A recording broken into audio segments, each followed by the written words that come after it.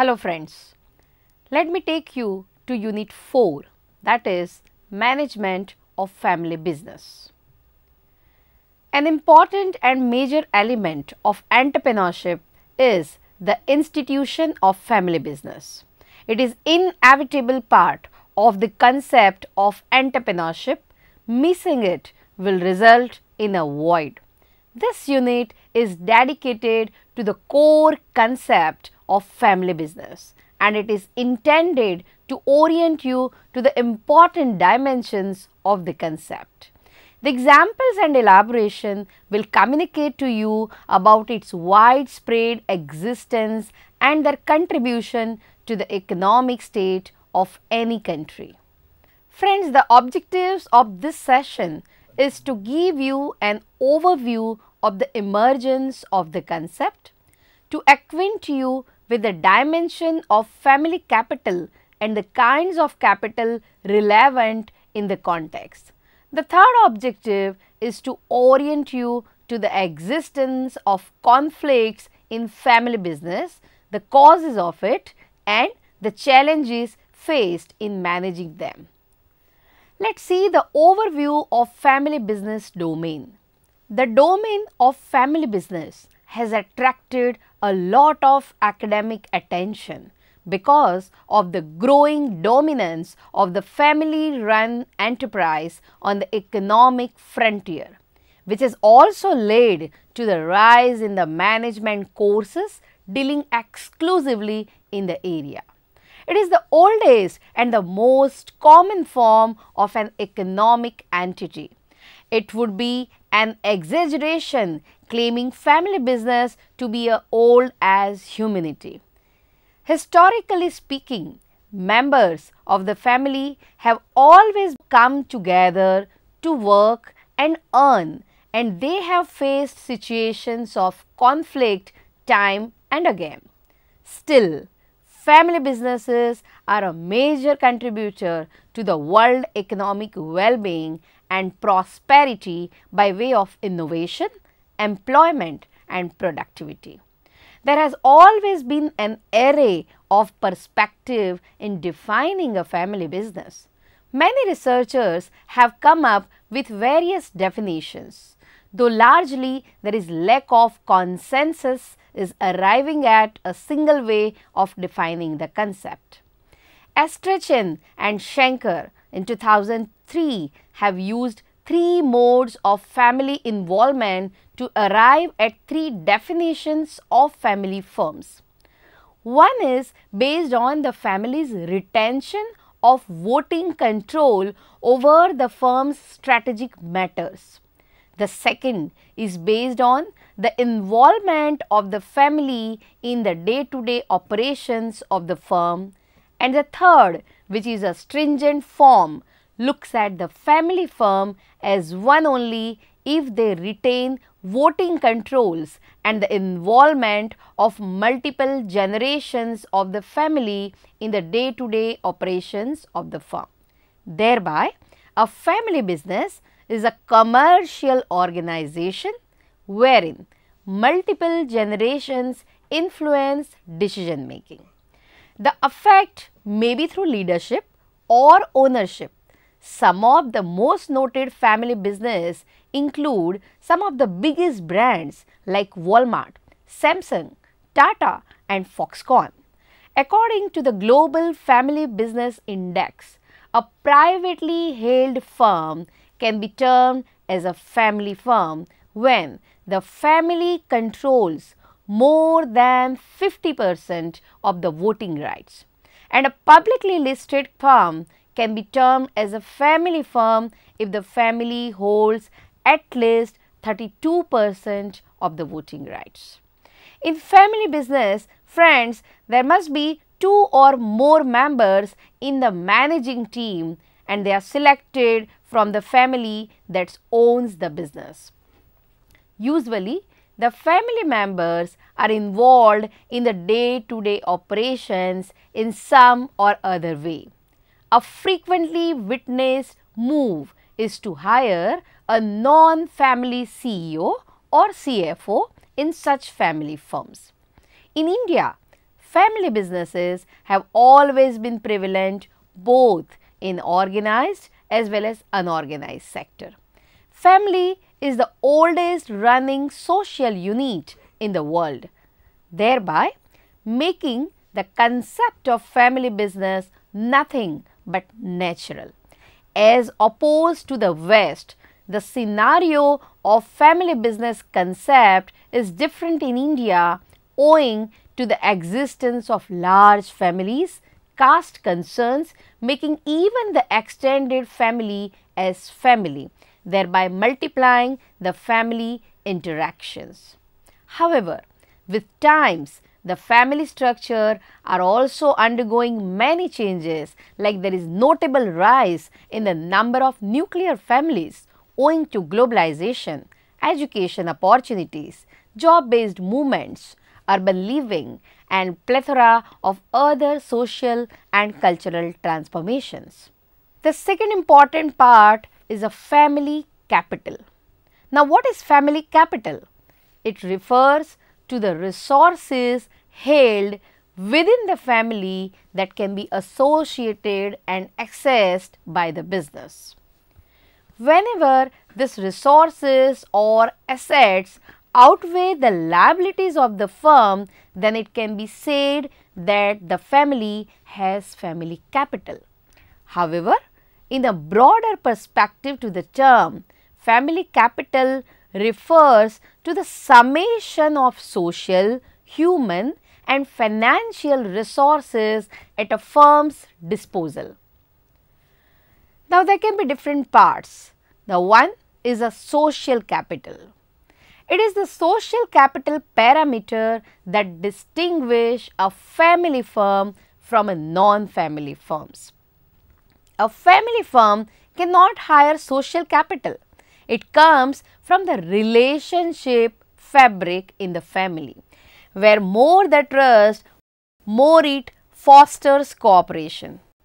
Such firms tend to attract higher financial and human capital from the outside.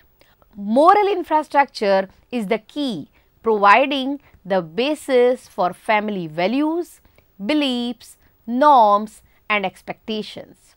Many families take the route of meetings and councils to maintain the social capital.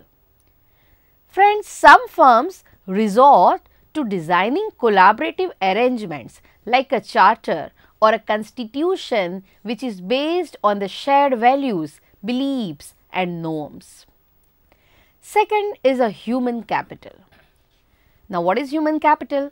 It refers to the knowledge, experience, ability, dynamism and energy roped by each of the individual family members. A strong human capital can be treated as a potential resource advantage. Even the family members who are not directly serving as an employee in the firm can be still treated as a human capital when they have a positive social relationship with the employed family members. In family business, this stock of human capital can be allotted to business, governance system or family, making the resources mobile to the relevant areas. Thus, a strong human capital extends the advantage of extreme resource mobility to a firm. The third and the important is a financial capital. Friends, a healthy family business usually witnesses a sharing of financial resources among the members directed at sustaining and developing the business. Family businesses that share a good reputation at the marketplace end up attracting financial investments from external agencies too. Understanding family business profitability is very important when we are talking about a family business. In family business, profit is much more important in sustenance since it is necessarily fuels survival and cushions liquidity concerns. Access to profits can be very touchy area in family businesses where the senior family members may question writing off too much stocks to the young adult stockholders. And here are some points to consider to foster open discussions around profitability in a family enterprise. Designing exercises which involve around comforting each family member. Designing exercise which revolve around comforting each family member in disclosing their expectations around money and profitability without the fear of judgments. Secondly, designing the family's vision and value statements clearly so that management can strategize goals that are directed at achieving this vision. Thirdly, create clear key policies that is related to the project compensation, employee compensation, non-family employee compensation, charities and so on. The next important part is recognize conflict. Recognizing conflict is again having a significant importance in a family business. Family enterprise tend to receive many advantages like being extremely vigilant about the funds, heightened commitment, flexibility in roles and being competitive.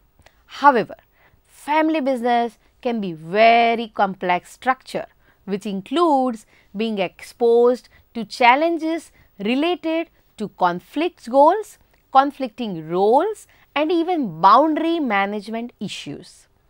Keeping matters of family in family and not mixing it with business takes a great deal of understanding and work, which can be a real task at hand. A non-family business is free from such challenges. The pattern of family is also bound to grow and evolve with time, making the family pattern dynamic, far more complex to decode. There are some of the challenges which may include as follows. On account of founder members who are skeptical and in denial for chalking an effective succession plan. Second is on account of informal influence of the family members who are not owners nor are they part of the management team. Third challenge is on account of disagreements related to passing of ownership based decisions, often seen between parent and child relations. The passing of the beneficial treatment to the eldest son can lead to the concern based on the non-equality of rights. A majority of the businesses are family owned. A McKinsey report claimed that 35% of billion-dollar plus businesses in emerging market will be family owned by 2025. The old adage of blood is thicker than water is losing its credibility and many family business conflicts are testimony to that. Sons separating or siblings creating uneconomical assets split to suit their greedy requirements to amass additional wealth and independence is widely prevalent. Another rising issue is the splitting of the spouses, leading to settlement-based conflicts which can put to risk the company's ownership structures and also at times take detrimental effects on share prices of the firm. Friends, most of the India's biggest companies which apparently are global brands like Reliance, Dabur, Bajaj and Tata. If you look into Reliance, it was in the spotlight for a considerable time period over the unpopular family feud, leading to the split of business empire between the two brothers, Anil Ambani and Mukesh Ambani. Usually, conflicts are based on power and ownership based issues. Such conflicts can bear adverse effect on the business in more than one way, like negative publicity, tarnishing of company's reputation, splits and disturbances in the routine operations, external mediation and even closure of the firm many times. Friends, many times families witness conflict owing to differences in the interest of the family members with regard to the future directions and decision-making styles.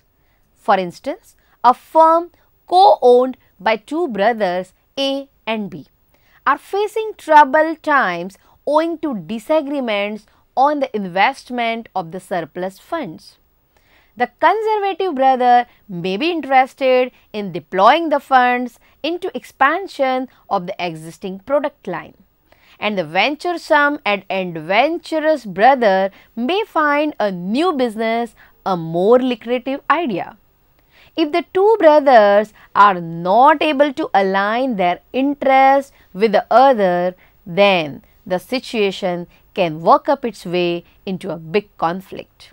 Sometimes the conflict between the family members who are not a part of the business can also lead to a conflicting situation, especially in the Indian context where there are brothers owning the firm, and any tensions between their spouses can have some effect and tension in the boardroom too.